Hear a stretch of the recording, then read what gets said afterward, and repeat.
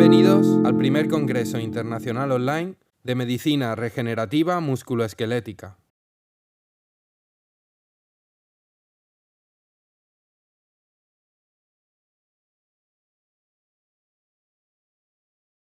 Hoy nos acompaña el doctor Gonzalo Mora. Hola, ¿qué tal? Soy Gonzalo Mora, cirujano ortopédico y traumatólogo en Logroño, La Rioja, España. Soy el creador de la plataforma ortobiología.com y uno de los organizadores de este congreso online de medicina regenerativa. En este caso vamos a hablar de las bases y fundamentos del uso de las terapias biológicas y regenerativas en el sistema musculoesquelético.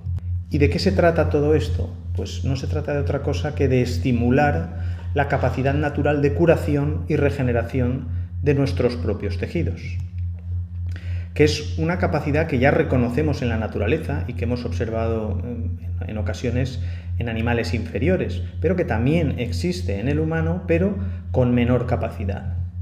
Porque realmente es una capacidad regenerativa innata, dado que cada segundo, por ejemplo, mueren 15 millones de células sanguíneas y son reemplazadas en nuestro cuerpo sin que nosotros nos demos apenas cuenta. Pero las preguntas que se plantean son siempre las mismas de cara a la medicina regenerativa, tanto aplicada al sistema musculoesquelético como a cualquier otro sistema. ¿Lo cura todo? ¿Es solo experimental? ¿Puede usarse en cualquier paciente? Bueno, estas son algunas de las cuestiones que iremos resolviendo a lo largo de estos días en este congreso. Y sobre todo, ¿es esto un mito o una realidad que a día de hoy ya podemos utilizar? Antes que nada, lo más importante es entender bien la forma en que cura en condiciones normales nuestro cuerpo. Es decir, cuál es la cicatrización o la curación normal de las heridas. Esta gráfica es una gráfica que deberemos de recordar a la hora de plantear cualquier tratamiento. ¿Por qué? Porque inicialmente se produce una fase de inflamación que puede durar 3, 4, 6 días, que es necesaria para la curación y regeneración de los tejidos, va seguida de una fase de proliferación y finalmente, de manera más avanzada, se sucede una fase de remodelación que puede incluso durar años. Este es un poco el esquema del proceso normal de respuesta tras una lesión y la cascada de respuesta que aparece en la situación post-lesión. Es decir, una lesión aguda provoca un pico de inflamación importante y una pequeña capacidad de regeneración que es tanto más pequeña cuanto mayor es el individuo y finalmente obtenemos una cicatriz, pero que en la mayoría de los casos se obtiene una fibrosis del tejido, sin obtenerse un tejido original. ¿Y qué es lo que buscamos en el caso de las terapias celulares? Aumentar esa fase de proliferación con un suministro de células que van a realizar toda una serie de funciones que iremos viendo a lo largo de estos días y disminuir en la medida de lo posible esa fibrosis y, por tanto, más que tener una cicatriz, tener una regeneración del tejido. Lógicamente, todo eso va acompañado de toda una serie de señales celulares que son las que determinan toda la cascada de curación de los tejidos. Por tanto, en esos primeros días de inflamación, lo que deberemos es respetar esa fase. En las semanas de proliferación deberemos de estimularlas con técnicas de medicina regenerativa y en la fase de remodelación lo que haremos será favorecer esa fase con fisioterapia regenerativa, mecanotransducción, etc. Temas que igualmente iremos viendo a lo largo de estos días durante el congreso. Si pensamos en los ligamentos y los tendones, ¿cuál sería el proceso normal de respuesta ante una lesión de estas estructuras? Si comparamos la resistencia de ese tejido frente a la aparición de lesiones a lo largo del tiempo, cuando se produce una lesión disminuye, puede curar parcialmente, pero disminuye globalmente la resistencia de ese tejido. Cuando vuelve a haber una nueva lesión, dado que dicho tejido está ahora más expuesto a nuevas lesiones, se vuelve a producir el mismo fenómeno, es decir, vuelve a disminuir la resistencia y el tejido se queda cada vez más expuesto y más degenerado. Y así, digamos, hasta que perdiésemos la resistencia o se produjese una rotura completa. Y ese es el tipo de pacientes que a veces vemos, en este caso la rodilla, es decir, un paciente con un dolor difuso que no refiere una inestabilidad subjetiva y que cuando le realizan una resonancia magnética, aquí por ejemplo tiene una laxitud clara del ligamento colateral medial, y ya anteriormente hemos visto una laxitud del ligamento cruzado, y como decíamos, cuando le realizan una resonancia magnética le informan como normal, es decir, los ligamentos están, pero si realizamos una valoración dinámica, como en este caso, observamos que existe una inestabilidad. Es un paciente que habitualmente ha tenido varios, entre comillas, esguinces a nivel de su articulación. Puede ser la rodilla o cualquier otra articulación. Lo que quiero destacar es que la inestabilidad o la falta de estabilidad de esas estructuras ligamentosas va a ser un factor determinante en el desarrollo y progresión de todas estas lesiones. ¿Y cuál sería el proceso de respuesta en las lesiones con tratamientos de medicina regenerativa? Pues cuando se produce una lesión, si lo tratamos, es posible que disminuya un poco la resistencia final de ese tejido, pero no tanto como en los escenarios previos, y volveríamos a lo mismo. Por una parte, el paciente no está tan expuesto a nuevas lesiones y además, si le tratamos con cierta rapidez, evitaremos esa disminución de la resistencia. Aquí compararíamos un poco la evolución que podría seguir si después de esas lesiones, que realmente no van a ser tantas como en el caso anterior, realizamos un tratamiento frente a la ausencia de tratamiento y el deterioro progresivo. En una lesión deportiva con un traumatismo, como ponemos la rodilla porque es la articulación que más fácilmente se entiende y más fácilmente se explica igualmente.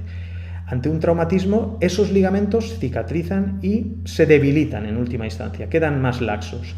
Eso produce una laxitud de la articulación. Esa laxitud de la articulación va a producir molestias en el paciente que se traducen en espasmos musculares crónicos, lo que mucha gente llama sobrecargas musculares, y realmente es una sobrecarga muscular, pero está determinado por una laxitud de la articulación. La musculatura intenta sujetar esa articulación y protegerla, no lo consigue y aparecen los espasmos musculares dolorosos.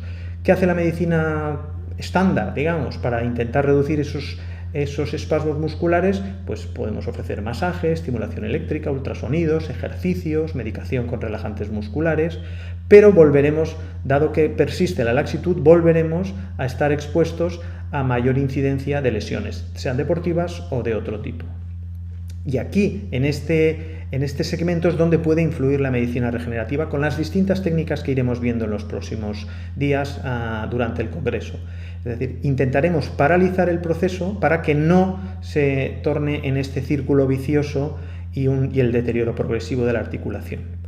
Pero nuevamente hay que verlo desde un punto de vista de planteamiento de nuevos paradigmas de tratamiento frente a lo que hemos considerado durante muchos años.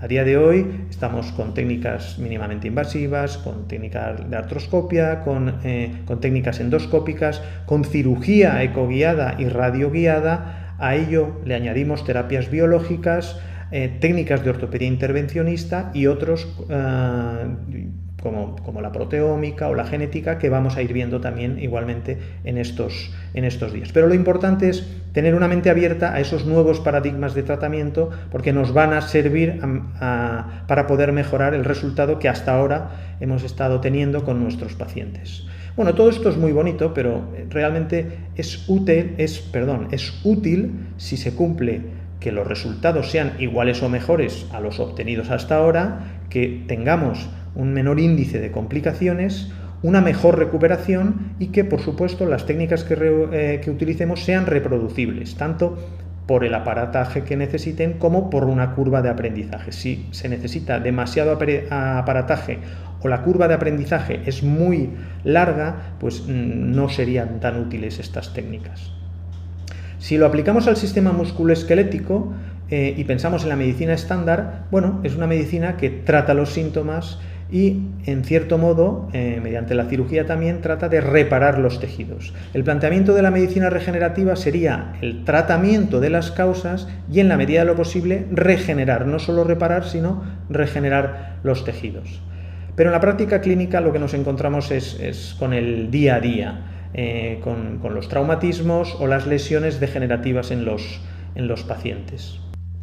¿Y cuál es el tratamiento inicial que nos han enseñado para este tipo de lesiones o dolores que presentan los pacientes después de un traumatismo? El famoso protocolo RICE, de reposo, o RICE, de arroz en inglés, de reposo, hielo, compresión y elevación.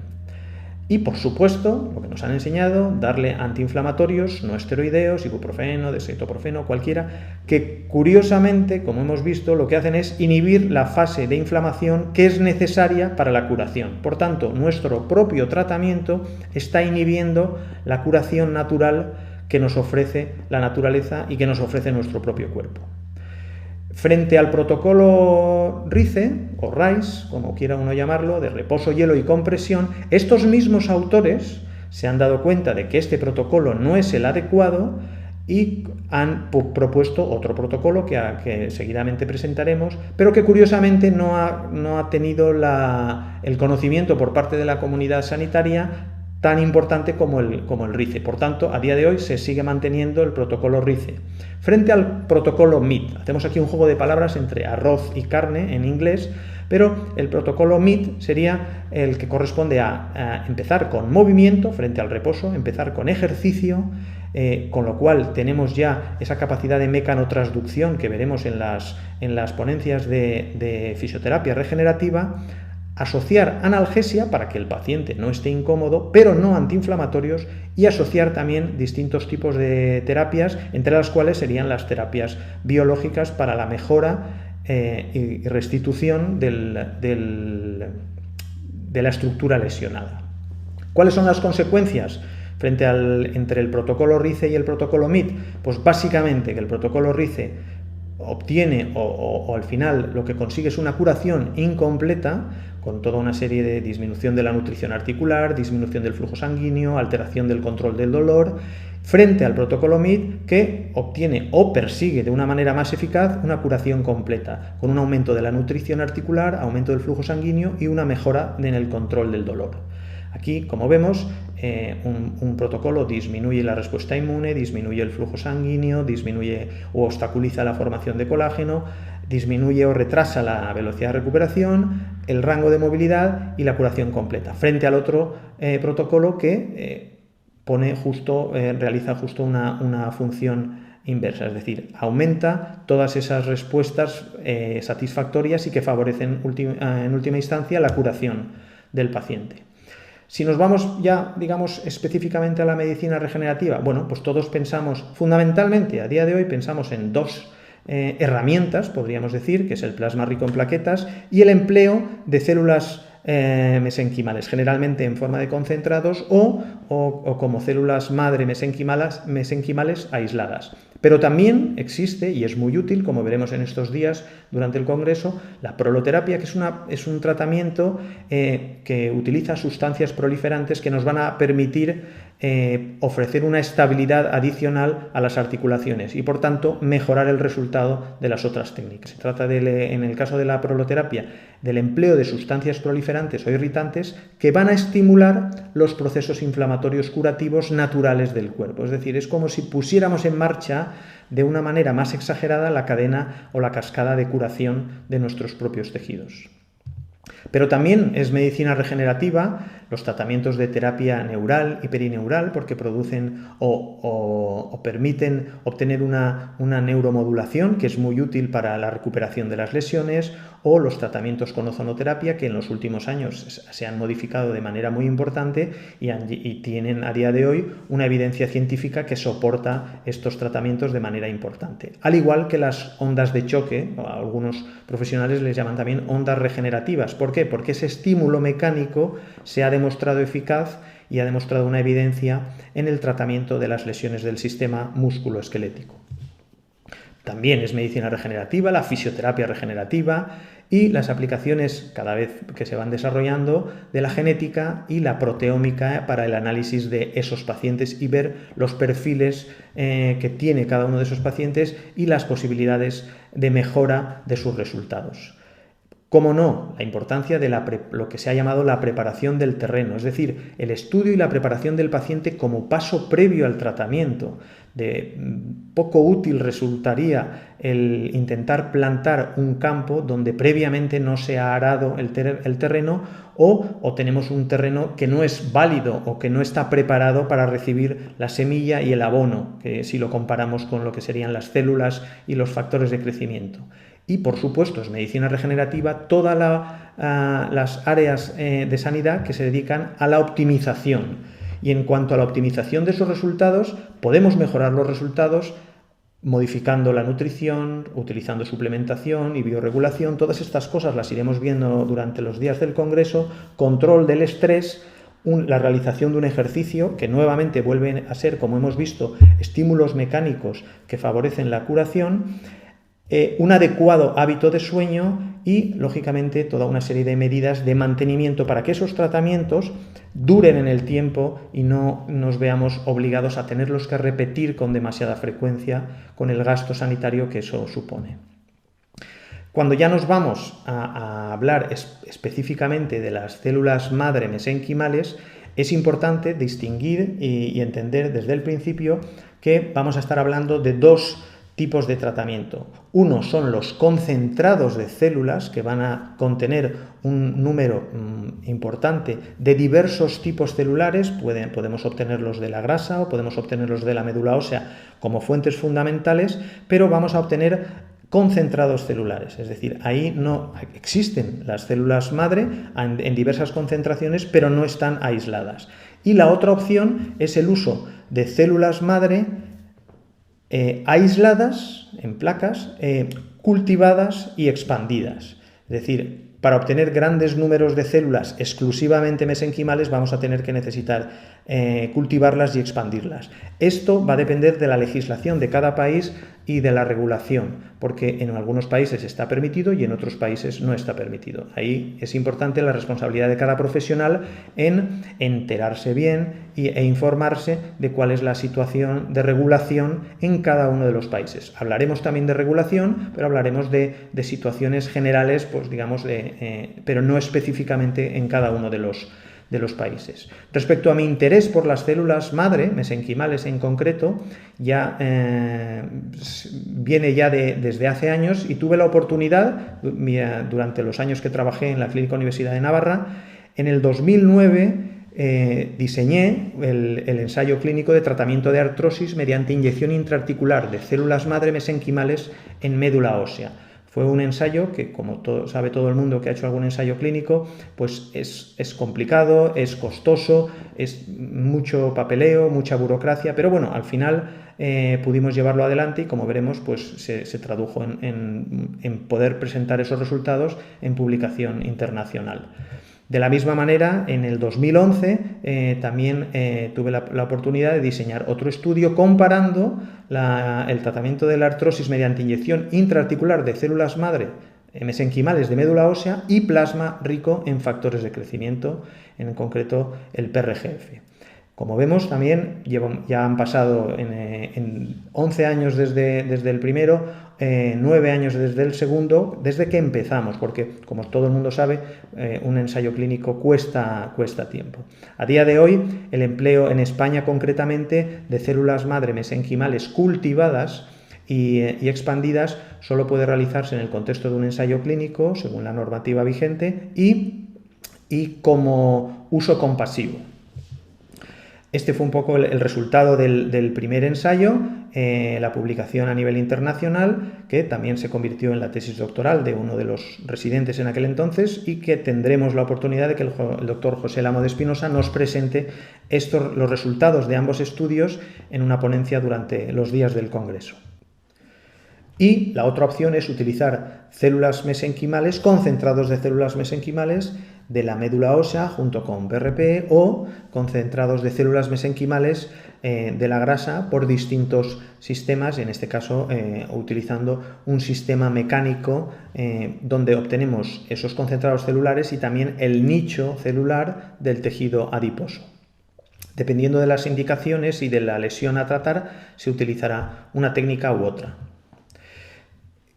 Básicamente lo que me explicó una vez un paciente, que lo que él entendía de la medicina regenerativa era como si la regeneración de los tejidos fuera como cultivar el césped, es decir, estamos utilizando semillas, células, el suelo, que sería el andamio sobre el que trabajamos, y un fertilizante, los factores de crecimiento. Como veremos durante estos días en el Congreso, realmente las células no actúan con el concepto de semillas que tenemos entendido a la hora de crecer o hacer crecer un vegetal, sino que van a funcionar como señalizadores celulares. Es un concepto que iremos viendo y desarrollando durante estos días. Sería como las células madre y los factores de crecimiento, las semillas y el agua y el abono en la comparativa. Y de cara a la aplicación de todas estas técnicas, es muy importante la técnica de aplicación, es decir, que tengamos un guiado de alta precisión, bien sea a través de la ecografía o bien sea mediante la radioscopia, e incluso en algunos casos mediante el escáner.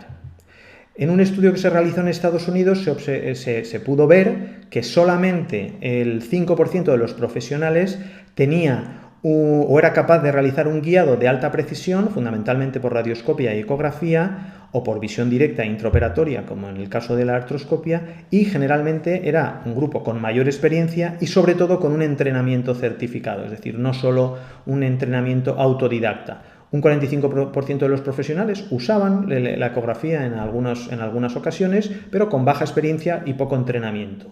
Y hasta un 50% de profesionales realizaban los tratamientos, fundamentalmente infiltraciones de corticoides y ácido hialurónico, a ciegas, es decir, por los conocimientos anatómicos que pudieran tener y, entre comillas, podríamos decir, basado en su experiencia. Como saben todos, el índice de fracasos es elevado cuando se realizan estas técnicas de forma ciega. ¿Por qué? Porque la precisión en la localización de los distintos productos de terapias celulares disminuye de manera importante. Por tanto, estamos utilizando herramientas de imagen y herramientas biotecnológicas. En el caso de la imagen, lo que hemos comentado, el ecógrafo y la radioscopia.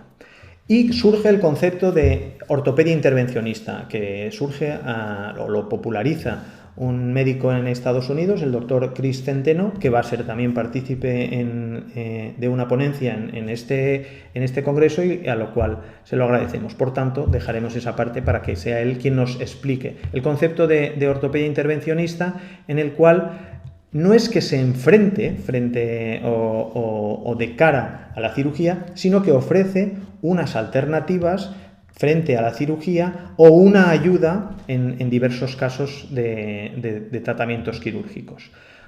Todos estos tratamientos de ortobiología y de medicina regenerativa en el sistema musculoesquelético pueden ser ambulatorios, con el empleo de factores de crecimiento, concentrados celulares, o pueden ser como procedimientos de ayuda a la cirugía, como iremos viendo. ¿De qué va a depender? Del tratamiento realizado, de la lesión tratada y de que se necesite además realizar. En el caso, por ejemplo, de una lesión de hombro que necesitásemos realizar una sutura del manguito rotador, o en el caso de una rodilla que necesitásemos asociar una menistectomía parcial, etc. O sea que va a depender mucho y definitivamente de la lesión a tratar. En estos casos, por ejemplo, aquí estamos realizando un procedimiento artroscópico en el que simultáneamente estamos inyectando plasma rico en plaquetas a nivel intraóseo y lo estamos viendo desde la pantalla. Veremos, entre otras, las técnicas de plasma rico intraóseo y de otros componentes de terapias celulares intraóseos en los próximos días. Aquí en este caso estamos haciendo técnicas intraóseas y a su vez técnicas con la aguja dentro del muro meniscal. E incluso aquí estamos haciendo técnicas guiadas por contraste radiológico y simultáneamente por contraste radiológico y por ecografía, como se puede observar en la imagen de la derecha. Por tanto, tenemos todo un abanico de diversas técnicas o herramientas, podríamos decirles, y surge siempre la pregunta de cuándo utilizar cada una de estas técnicas. También hay que tener en cuenta que es muy importante las herramientas que utilicemos, porque si no, si consideramos que lo que tenemos es un cinturón de herramientas, será más adecuado que lo que a veces nos ocurre a los cirujanos, que pensamos que como tenemos un martillo, pues todo lo que vemos tenemos la sensación de que es un clavo y no todo es aplicable con las mismas técnicas. Volvemos, como siempre, a la gráfica de la inflamación, proliferación y remodelación y volvemos a insistir en lo que vamos a plantear en todos estos tratamientos. Respetar la fase 1, estimular la fase 2 de proliferación y favorecer todo lo posible la fase 3 de remodelación. ¿De qué va a depender la situación y el tratamiento que apliquemos? Bueno, en primer lugar, de cuál ha sido el mecanismo de la lesión. ¿Ha sido un mecanismo traumático agudo o ha sido un mecanismo de microtraumatismos y lesiones por sobreuso, lo que llaman lesiones por estrés? A mí me gusta explicarlo a los pacientes con esta especie de cuerda, en la cual si doblamos una cuerda, imaginemos que fuera una cuerda de escalada, si tuviéramos una cuerda en esas condiciones, ninguno de nosotros se arriesgaría a colgarse o a hacer una cordada de escalada. Bueno, pues muchas veces nuestros tendones o nuestros ligamentos están en esta situación y a pesar de ello los seguimos sometiendo a estrés hasta que finalmente tienen roturas parciales o tienen roturas totales. Entre otras cosas, la elección del tratamiento va a depender de múltiples factores como son las necesidades del paciente, lógicamente, la especialidad médica que uno haya realizado y los conocimientos anatómicos que tenga, el dominio de la técnica, la experiencia y, cómo no, y sobre todo, según el tipo de lesión. Muchas personas les gusta tener como una especie de algoritmo y, bueno, pues es lo que hemos intentado realizar en este momento. Ante un paciente con dolor, en mi opinión es importante determinar si se trata de una articulación estable o inestable. Si se trata de una articulación inestable, podemos pensar que es una artrosis o una lesión osteocondral, una lesión ligamentosa, una lesión meniscal o del labrum o del rodete glenoideo, si fuera en el hombro, o a veces se juntan varias lesiones en un mismo paciente. Y en el caso de que sea una articulación estable, generalmente la lesión que aparece con el tiempo puede ser una artrosis degenerativa o una tendinopatía. Depende un poquito de la situación. Pero esta distinción es muy importante, articulación estable o articulación inestable. Y si es una articulación inestable, en cada uno de los escenarios podremos aplicar o tendremos la opción de aplicar con lógica y con raciocinio las distintas técnicas que hemos visto, fundamentalmente la proloterapia, los distintos tipos de plasma rico en plaquetas y los concentrados celulares o eventualmente, si tenemos disponible, la terapia con cultivos celulares y expansión. Y en el caso de una articulación estable, pues bueno, también vamos a ir utilizando estos, como todo algoritmo, es una manera simplista de intentar explicar las cosas y de cómo se pueden combinar las distintas técnicas. Como hemos dicho, según el tipo de lesión, sobre todo en tendones y ligamentos, pues habrá que aplicar una técnica u otra. ¿Por qué? Porque no es lo mismo una lesión grado 1 con una rotura parcial que una lesión grado 2 con una rotura completa y no retraída, o una lesión grado 3 con una rotura completa y además retraída. ¿Cuáles serían las indicaciones a nivel del sistema musculoesquelético? Bueno, pues todas aquellas lesiones que puedan presentarse en el sistema musculoesquelético y que exista experiencia ya en el tratamiento de dichas lesiones o que el profesional haya podido desarrollar esa experiencia o esa indicación, siempre atendiendo los criterios de una buena praxis médica. En el caso del hombro, por ejemplo, pues la mayoría de las veces son lesiones del manguito rotador, mucho más frecuentes que las lesiones de inestabilidad, y lo que se hacen es el uso de plasma rico en plaquetas o de concentrados celulares que se inyectan en la zona de lesión y también es muy importante inyectarlo en las zonas sanas. ¿Por qué? Porque en esas zonas sanas, en la periferia de la lesión, es donde se encuentran las células madre del propio tejido que el PRP o las células que nosotros inyectemos van a ejercer un efecto de señalización y de llamada sobre las células del propio terreno y van a ser las células del propio terreno las que finalmente acaben reparando la lesión. En este caso, por ejemplo, es asociando una sutura de manguito y se utilizó plasma rico en plaquetas durante la intervención. El codo de tenista, como todos conocen, es muy frecuente y también es una de las indicaciones más habituales en el caso de las terapias biológicas. Aquí vemos una lesión de los tendones epicondíleos. Y en el caso de esa patología epicondilia, con control de ecografía, podemos realizar unas como perforaciones a la vez que inyectamos el plasma. Aquí en este momento estamos haciendo una herida para que realmente se ponga en marcha todo el proceso de curación. No se trata de realizar una inyección exclusivamente sobre el foco de la lesión, porque eso va abocado a un fracaso casi seguro, sino poner en marcha y entender toda la cadena de curación de las heridas, que primero debemos de ponerla en marcha y en segundo lugar estimularla. A nivel de la rodilla, pues como sabemos, la lesión muy frecuente es la lesión del ligamento cruzado anterior, que la veremos en un capítulo específico con tratamientos de terapias biológicas para el ligamento cruzado, y también las lesiones del ligamento colateral medial, que también hablaremos de ella en un capítulo específico. Lesiones del tendón rotuliano, también muy frecuentes, sobre todo en las actividades deportivas. Pueden ser tendinosis rotulianas, como en este caso en el plano longitudinal en ecografía o en el plano transversal, y aquí estamos realizando un procedimiento ecoguiado, donde vemos cómo se introduce la aguja. Vamos a realizar en el foco de tendinosis e incluso en el polo inferior de la rótula, como se ve bien en la parte central del vídeo, una perforación o un daño, digamos, en ese hueso, para poder, como hemos dicho anteriormente, poner en marcha la cadena de curación de los tejidos. No obstante, como en este caso, a veces tenemos lesiones mucho más agresivas. Aquí tenemos con una zona calcificada y una zona de tendinosis, incluso de rotura parcial, que en la imagen ecográfica longitudinal es esta lo que vemos, y en la imagen ecográfica transversal vemos cómo ocupa una buena parte de la zona proximal del tendón. También las lesiones del tendón de Aquiles o las tendinosis tan frecuentes de la zona del cuerpo responden bien a las técnicas de terapias biológicas, y las tendinosis insercionales o calcificantes en la zona de inserción no responden tan bien. En ocasiones hay que asociar pues ondas de choque o algún otro tratamiento para poderlo complementar. Esto es una tendinosis aquilea, y en el posttratamiento, una vez tratado, meses después de haber sido tratado con plasma rico en plaquetas. Aquí tenemos en el caso una tendinosis degenerativa con control ecográfico, y cuando se inyecta el plasma hace como una especie de disección por la zona del tendón degenerativo. No obstante, existen otras lesiones mucho más agresivas y que ocupan mayor extensión en el tendón, que hacen necesario o hacen insuficiente el tratamiento con el plasma rico en plaquetas solamente, y ahí utilizamos también otros concentrados celulares o injerto de grasa microfragmentada como scaffold o como digamos como tejido suplementario para poder mantener ese estímulo regenerativo durante más tiempo y que finalmente sea sustituido por tejido tendinoso.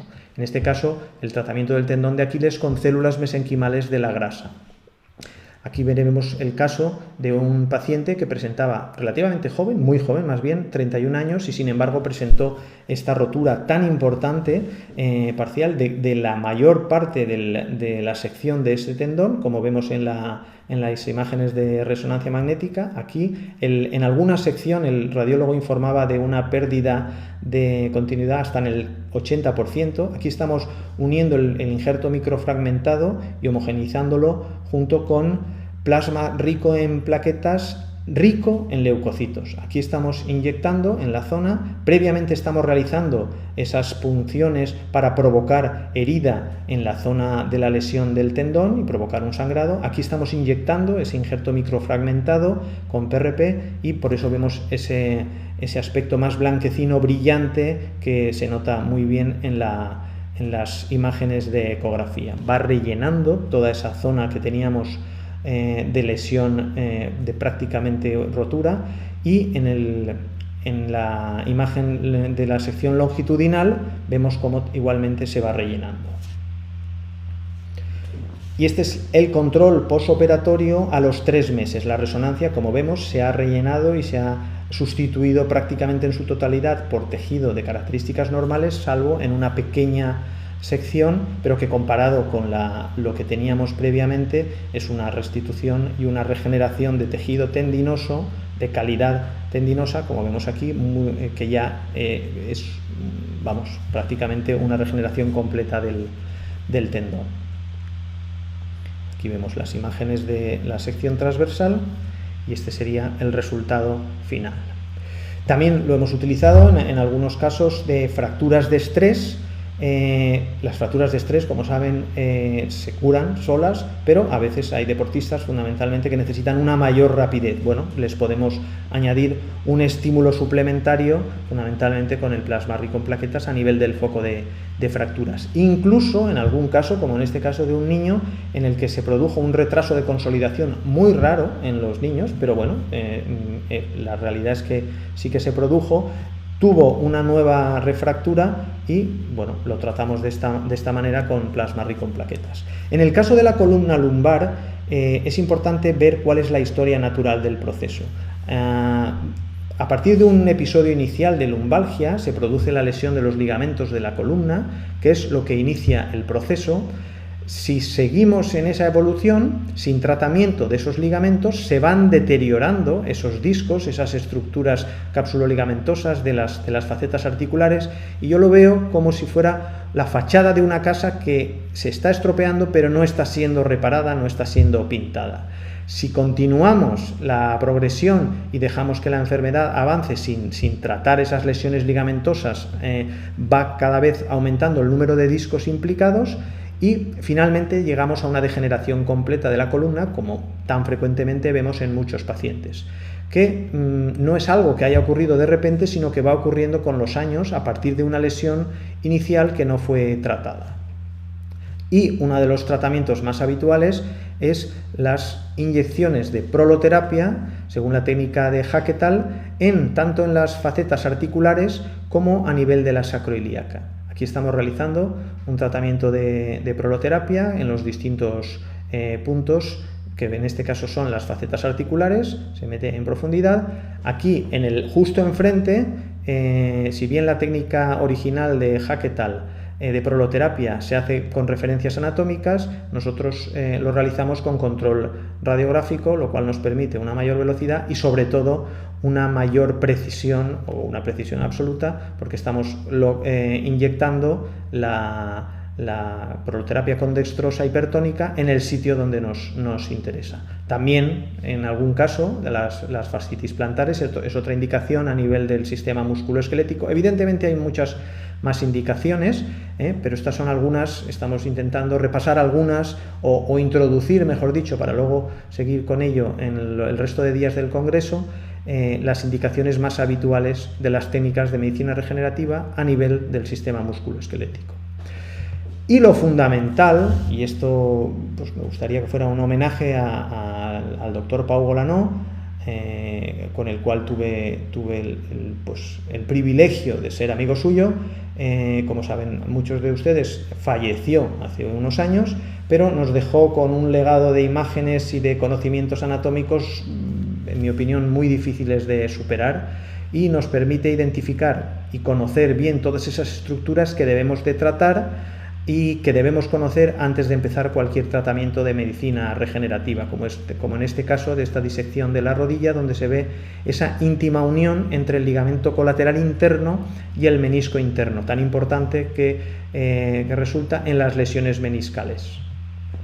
Y esta imagen tan maravillosa de la vascularización del menisco. Como les he indicado, falleció en el año 2014, pero si cualquiera que busque en Google con su nombre encontrará una gran riqueza de imágenes que serán muy útiles para su educación y para todo el conocimiento anatómico que necesitamos para la realización de todas estas técnicas. Como conclusiones, yo me centraría en recordar que, con respecto a técnicas del sistema musculoesquelético, técnicas de medicina regenerativa en el sistema musculoesquelético, tenemos diversas alternativas, hay que conocerlas y saber utilizar cada una de ellas. Importantísimo el concepto de estabilidad articular, que nos va a permitir el obtener resultados mucho más satisfactorios y a la vez estar yendo a la causa que ha determinado que se inicie el proceso de degeneración articular. Si frenamos esa inestabilidad articular, seremos capaces de mejorar de una manera mucho mayor las lesiones de nuestros pacientes. Y por supuesto, siempre se basa en el grado de experiencia que tenga cada uno de los profesionales. Existen numerosas opciones de aprendizaje, como iremos viendo en los distintos profesionales que irán interviniendo estos días en el Congreso.